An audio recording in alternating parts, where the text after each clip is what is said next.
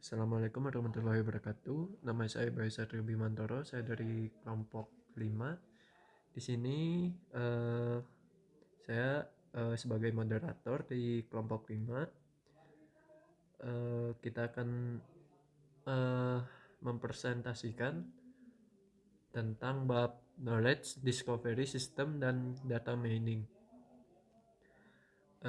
Di sini di kelompok 5 ada 5 orang, yaitu saya sendiri Bayu Satrio Bimantoro, ada Bubung Faisal, ada Rigan Asmi, ada Septian Fauzi, dan Syanda Fatur Rahman.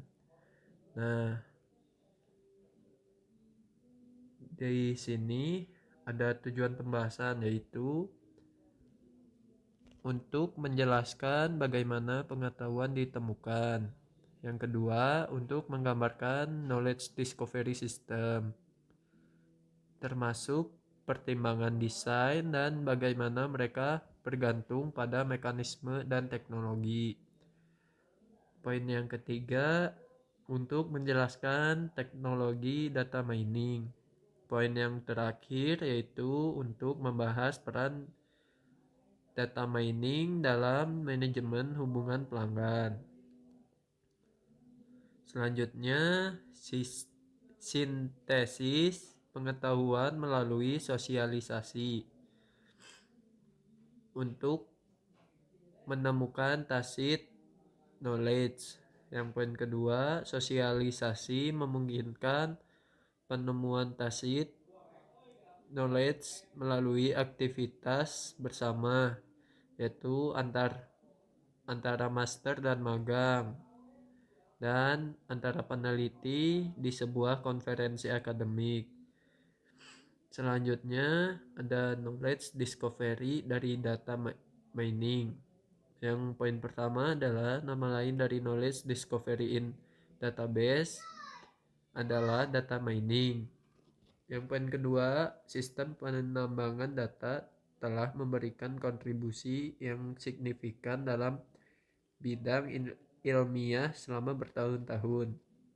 Yang poin ketiga, proliferasi aplikasi e-commerce baru-baru ini menyediakan rim data keras yang siap untuk dianalisis, memberikan kita peluang bagus untuk memanfaatkan penambangan data secara menguntungkan. Yang selanjutnya, kita akan membahas aplikasi teknik data mining. Yang poin pertama adalah pemasaran. Teknik data mining prediktif seperti artificial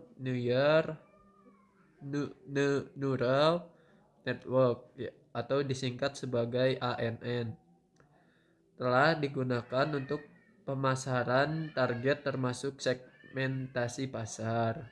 Selanjutnya ada pemasaran langsung. Pelanggan cenderung merespon produk baru berdasarkan perilaku konsumen mereka sebelumnya. Yang ketiga, retail. Metode data mining juga telah digunakan untuk perkiraan penjualan. Yang terakhir adalah analisis keranjang pasar. Temukan produk mana yang kemungkinan akan dibeli bersama. Selanjutnya akan dibahas oleh Syanda Fatur Rahman. Poin selanjutnya, perbankan, perdagangan, dan perkiraan keuangan digunakan untuk menentukan harga sekuritas derivatif, peramalan harga berjangka, dan kinerja saham.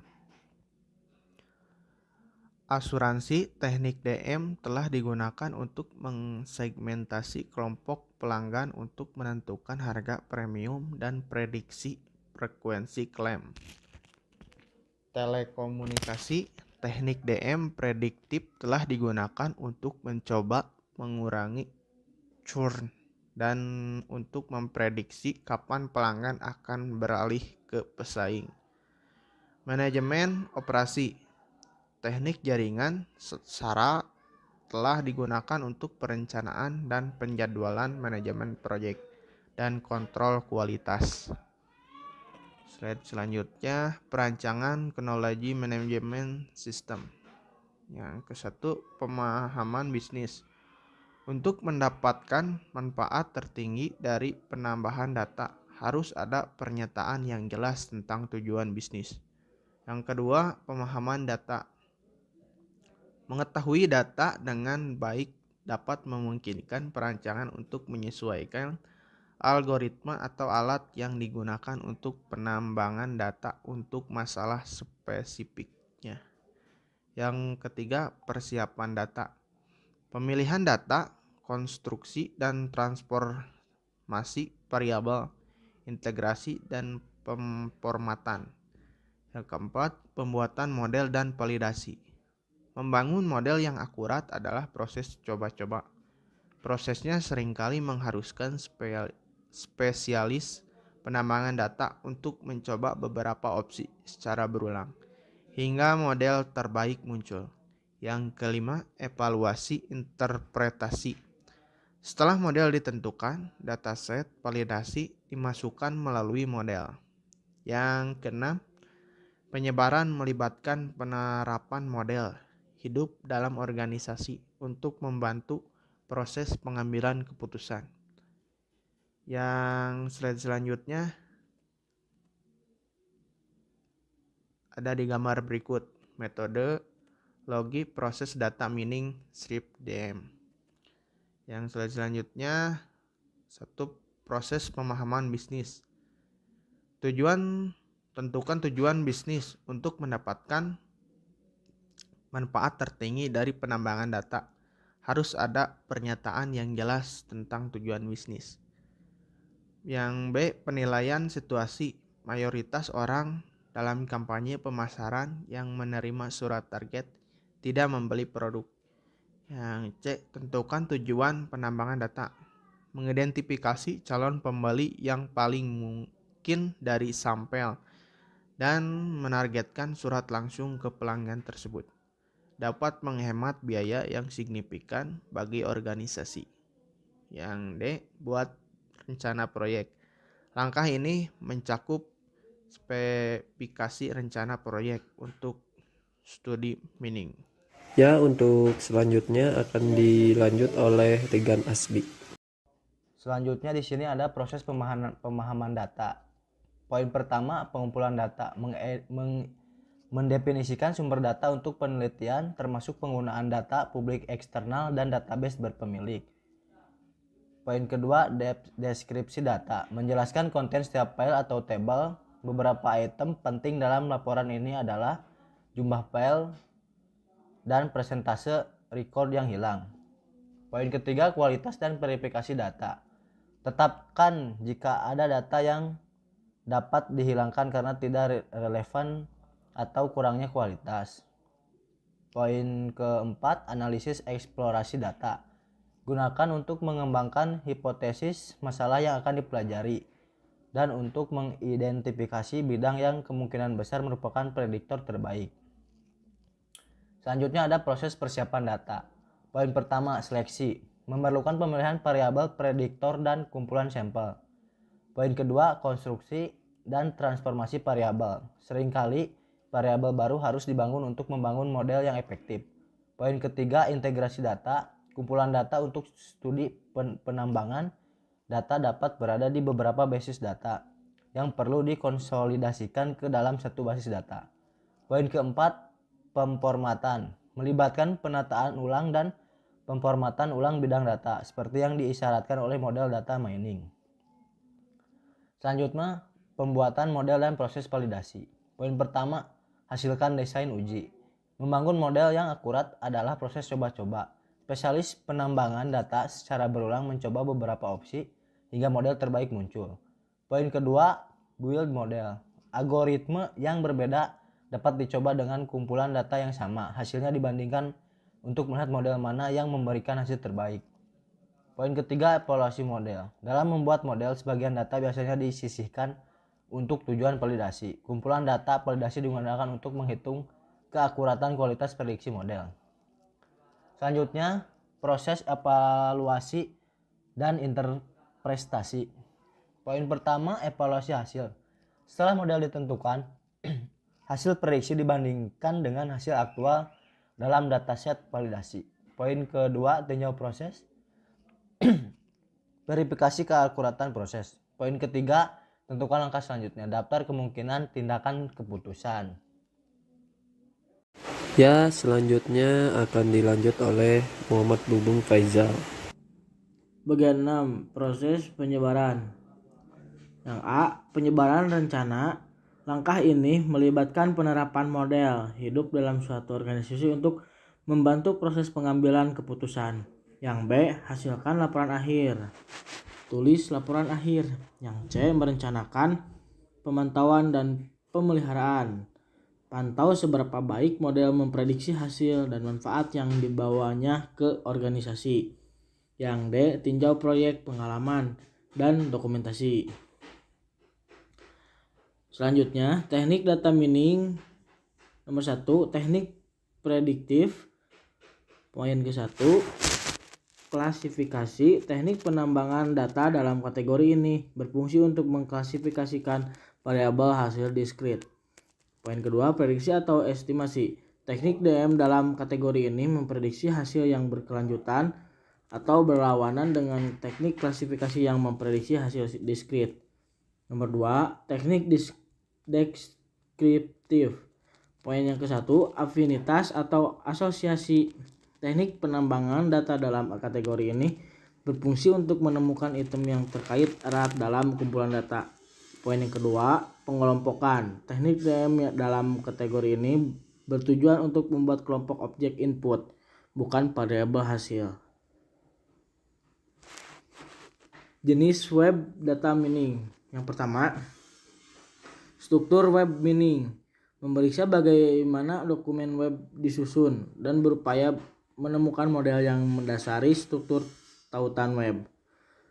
Poin yang pertama, penambangan struktur intra halaman, mengevaluasi pengaturan berbagai tag HTML atau XML dalam sebuah halaman. Poin yang kedua, struktur antar halaman, mengacu pada hyperlink yang menghubungkan satu halaman ke halaman lainnya. Nomor 2, penggunaan web mining atau analisis clickstreamer, melibatkan identifikasi pada pola dalam navigasi pengguna melalui halaman web dalam domain. Poinnya yaitu pemrosesan, analisis pola, dan penemuan pola. Yang ketiga, konten web mining, digunakan untuk menemukan tentang apa halaman web itu dan bagaimana mengungkap pengetahuan baru darinya. Ya, untuk selanjutnya dilanjutkan oleh Septian Fauzi Supriyadi. Baik, bismillahirrahmanirrahim. Assalamualaikum warahmatullahi wabarakatuh. Perkenalkan, nama saya Septian Fauzi Supriyadi. Di sini saya dari kelompok 5 akan mempresentasikan apa yang telah dipaparkan sebelumnya, yaitu mengenai data mining dan customer relationship management. Nah, di sini ada CRM ya. Sudah tidak asing mengenai data CRM karena sudah ada mata kuliahnya. Dari sini saya menjelaskan apa itu CRM ya. CRM adalah mekanisme dan teknologi yang digunakan untuk mengelola interaksi antara perusahaan dan pelanggannya. Lalu ada model prediksi data mining, digunakan untuk menghitung skor. Nilai numerik yang diberikan ke setiap record dalam database untuk menunjukkan kemungkinan bahwa pelanggan yang diwakili oleh record tersebut akan berperilaku dengan cara tertentu. Nah, tadi itu mengenai CRM, lalu di sini ada pembahasan mengenai hambatan penggunaan data mining. Nah, hambatan dalam data mining itu ada dua hambatan paling signifikan yang mencegah penerapan penemuan dan pengetahuan sebelumnya dalam bisnis terkait dengan yang pertama, kurangnya data untuk mendukung analisis. Yang kedua, daya komputasi yang terbatas untuk melakukan perhitungan matematis yang diperlukan oleh algoritma data mining tersebut.